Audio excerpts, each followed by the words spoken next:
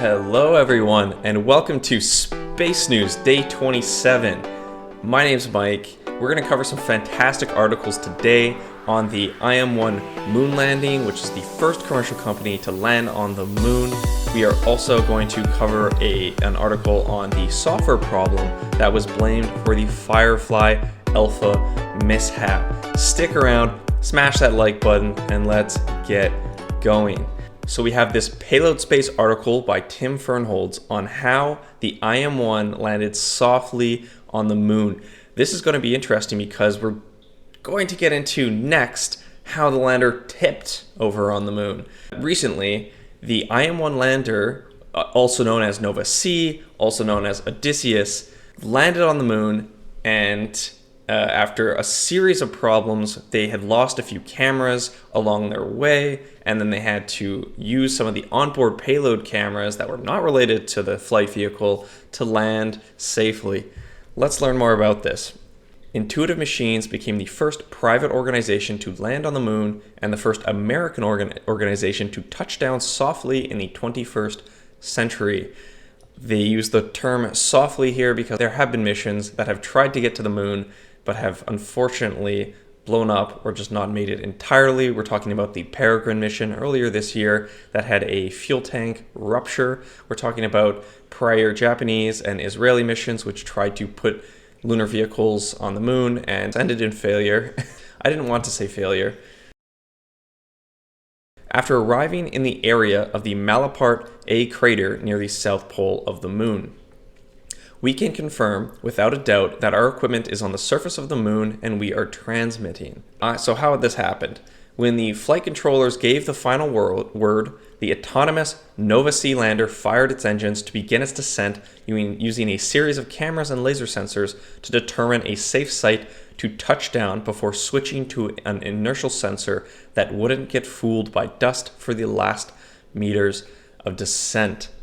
So very cool. The swaps in technology required in order to safely land on the moon. You need to put yourself onto a trajectory that would have you land in a certain spot, a rough area, and then as you are descending, you're going to have a more fine-tuned controller, still using mostly your main rocket engine to guide yourself into a smaller and smaller target.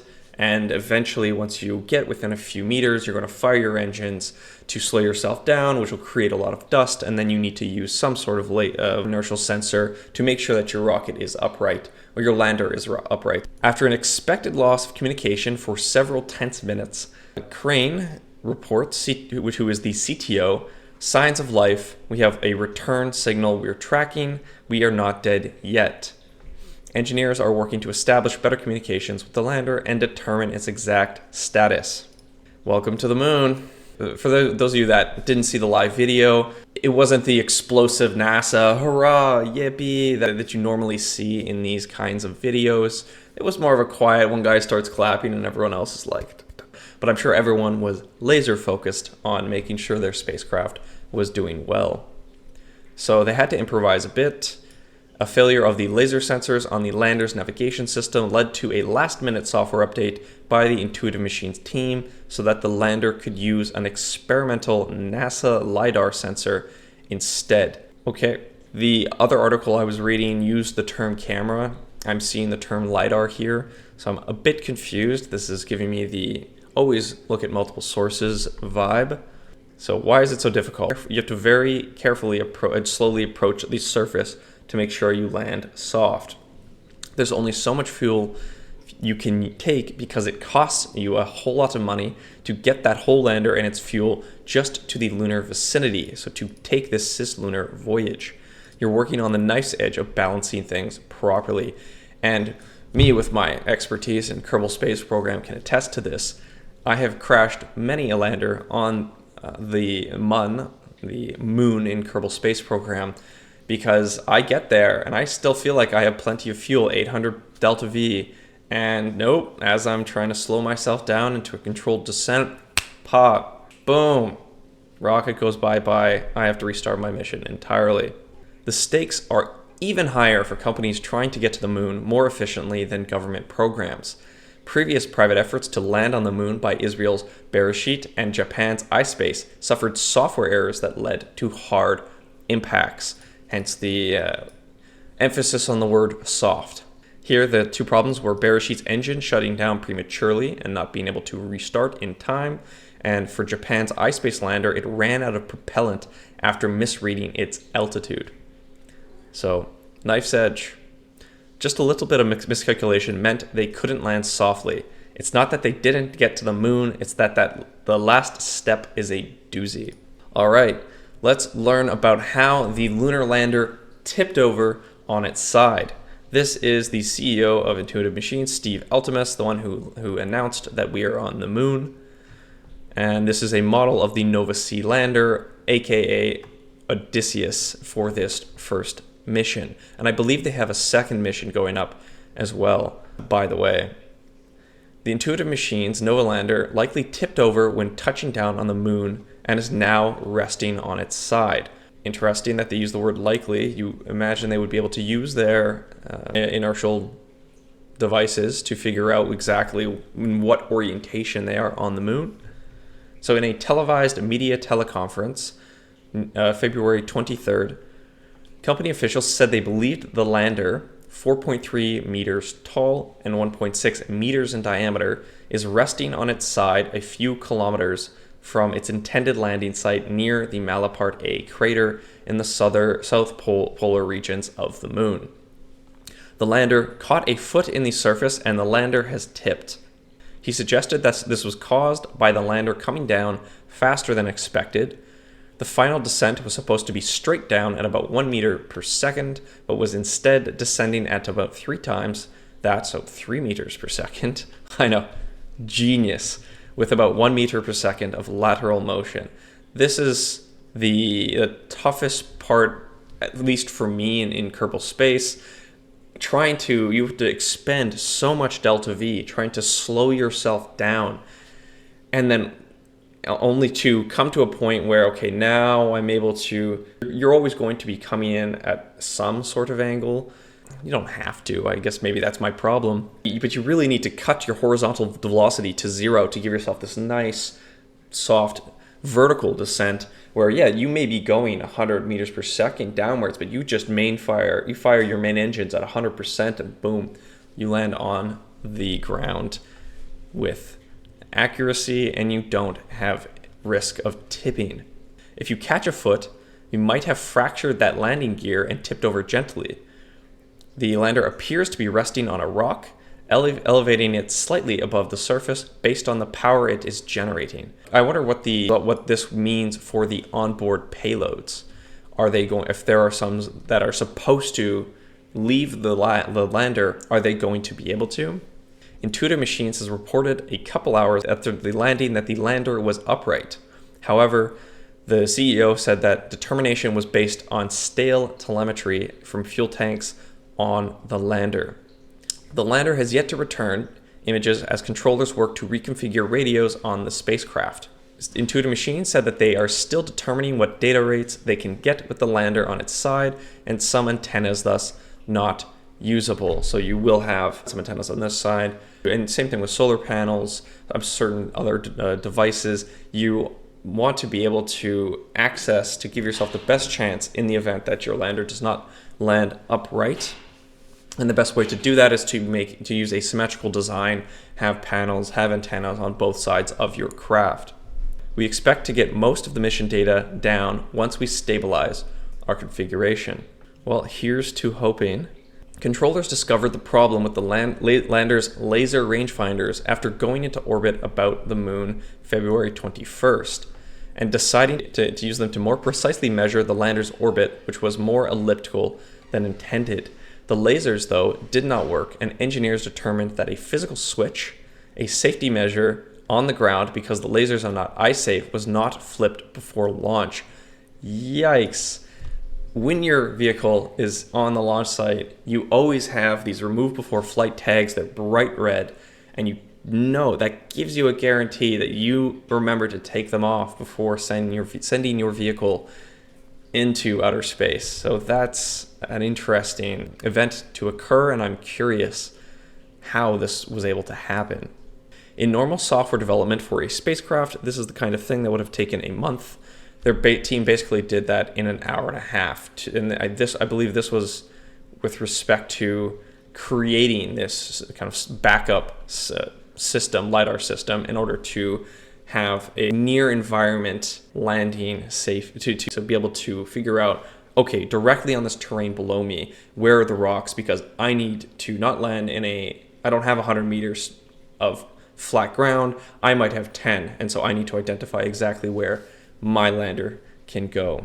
All right. The goal of flying this payload was to achieve a TRL of 6 on a 1 to 9 scale, TRL, technology readiness level. Typically, things that have flown for a long time, TRL 9, things that are just in concept, TRL 1.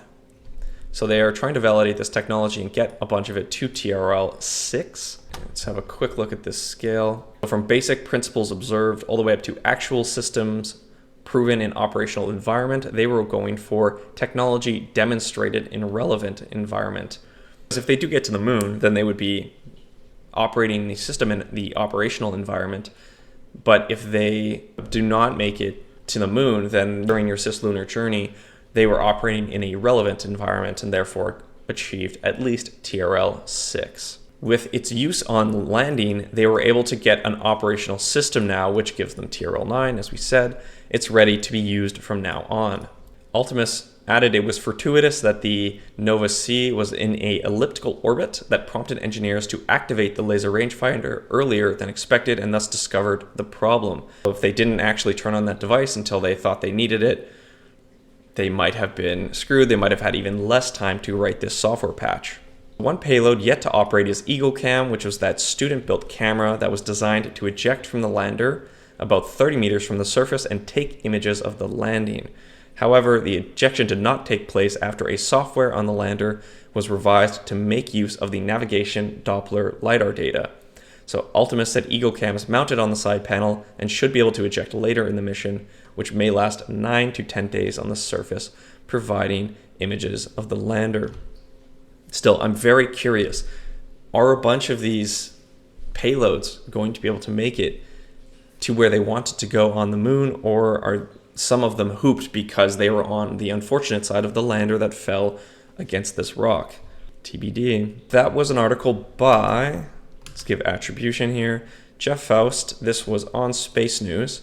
We did go over this article by Eric Berger on Space News, day 26. However, I have not published that yet, so stay tuned. It'll come out. Just need to do a little editing.